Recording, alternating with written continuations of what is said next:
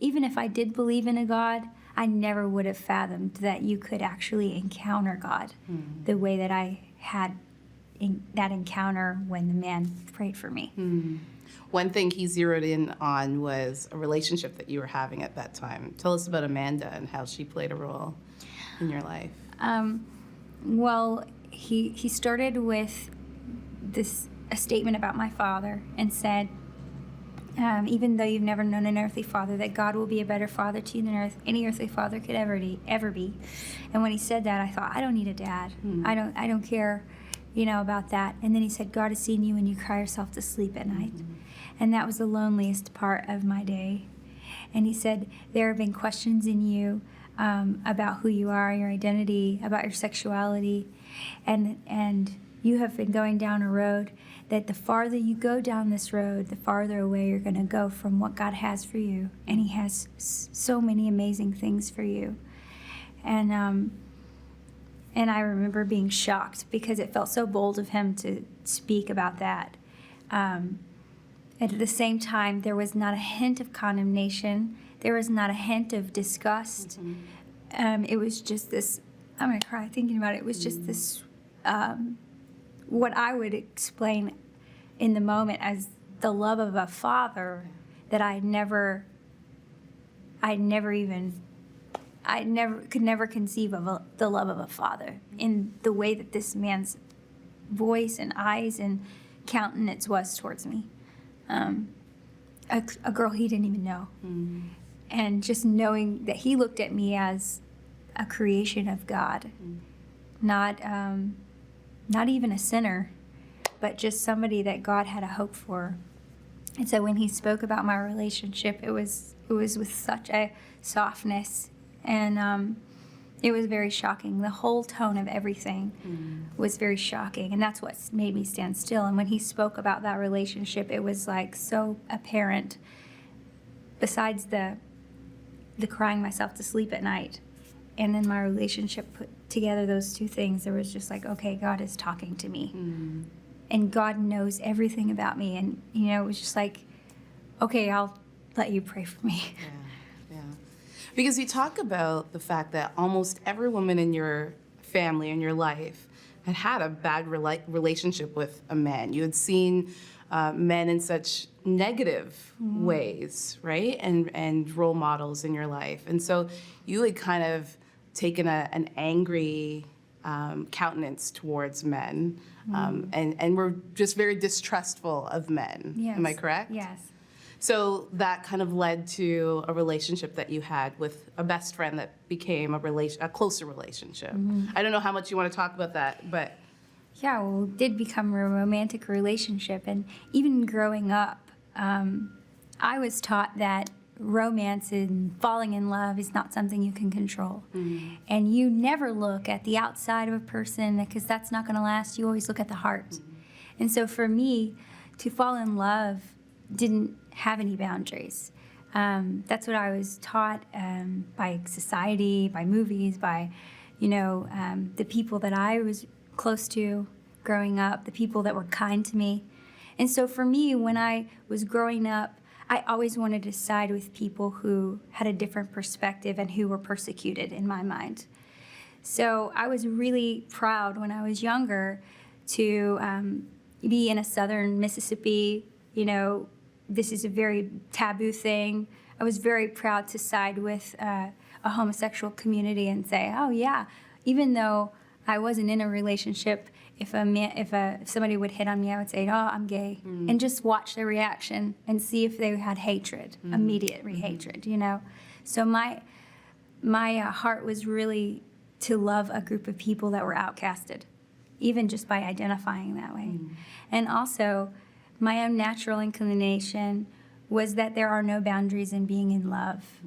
And I think that's kind of a common teaching, You can fall in love with a boy, you can fall in love with your best friend.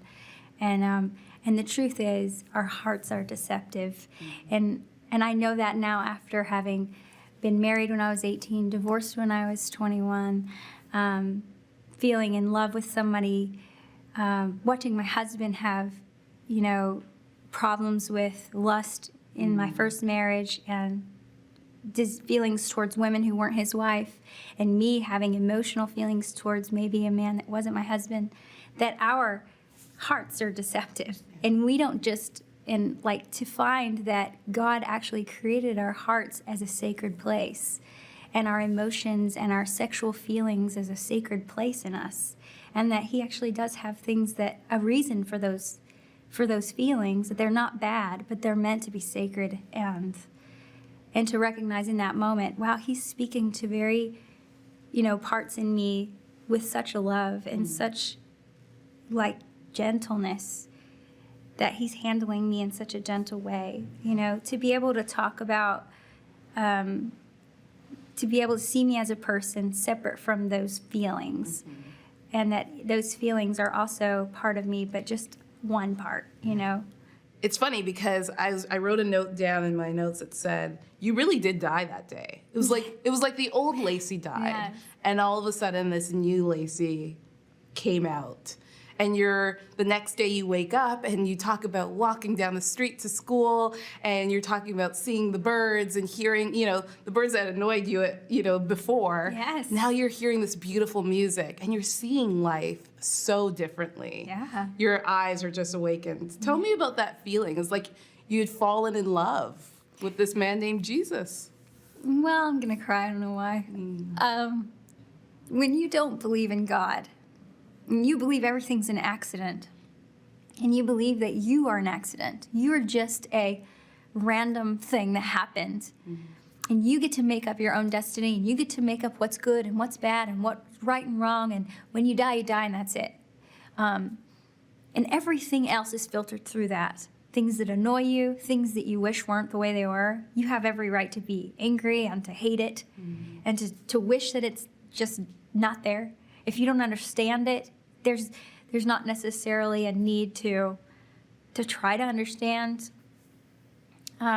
because you can just decide what you want to do with your energy. Yeah. I don't want to waste my energy trying to figure out something that gets on my nerves, or somebody who gets on my nerves. You don't have any accountability to a creator or a purpose, And to me, when I woke up that next day, I knew there was a God. And not just a God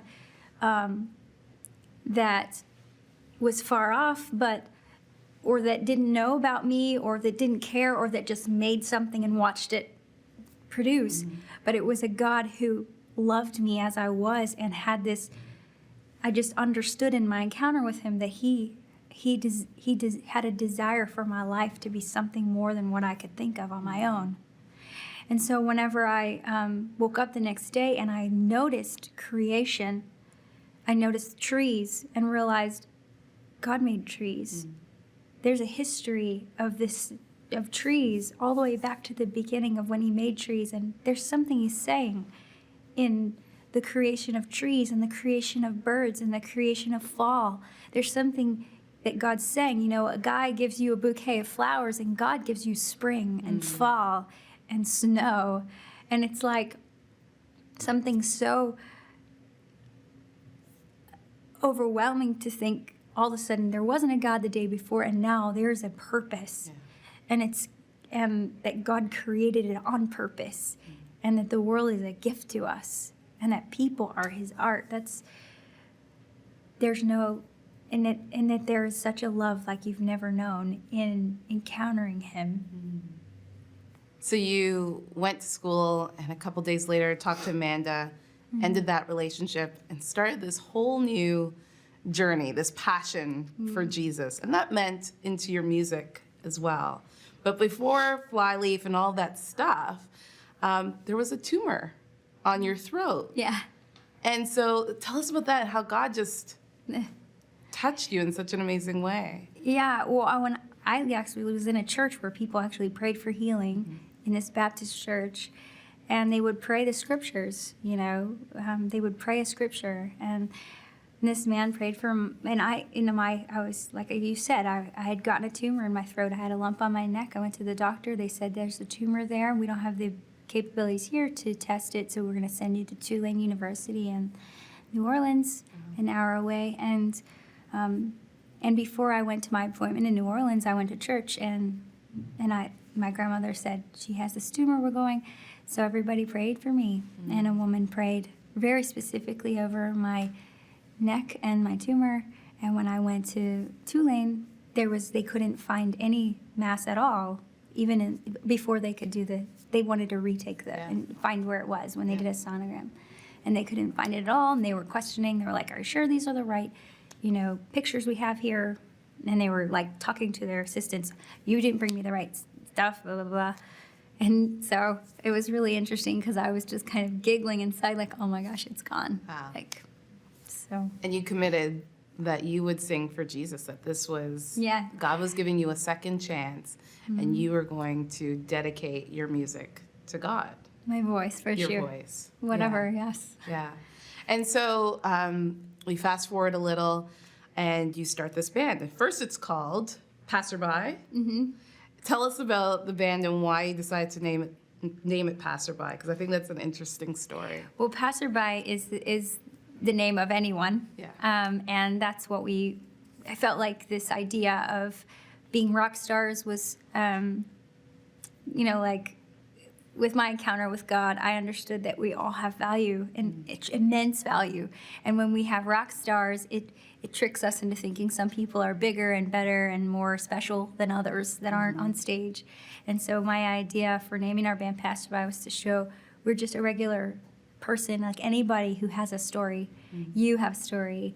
The person that's singing the songs along in the crowd has their own story. And we're all equally important. And so you have a story to share and to challenge people to stand up in their purpose and fulfill their purpose, So that's why we named it Passerby. It turns out the name was trademarked and we had to change it. But and then you become Flyleaf. Well, I love that we can write a song that has the wisdom of the Lord in it and even scriptures spoken through it, that somebody who knows the Lord and who loves the word of God and the Bible and scriptures, that they can see it so clear. And that someone else who doesn't know anything about it can just take it as, wow, that really is wise, or that really is profound, and dig deeper into, and just have it continuously by the Spirit in the music, speaking to who they are in their soul and challenging, their decision-making process, or their, how they would react to something differently maybe. Because at the time, I think it's really cool that I get to talk openly, because I haven't really talked openly before. It wasn't the season for that, but here I am talking to you about my faith. And at the time, I wanted to be able to, without pushing someone away because of my faith, help them not make a decision towards suicide or towards death. And so perhaps a life was saved, so that in the end, maybe through other steps and through prayer and through the power of the Spirit, that their soul might be saved. My life was saved from suicide by Jesus, and it was very tangible. So I would be dead.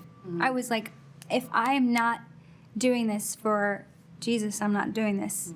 Because my life was saved by that. I would be dead if it wasn't for that. I don't think that there's any life outside of that. I think I'll end up in the same place, which actually did happen.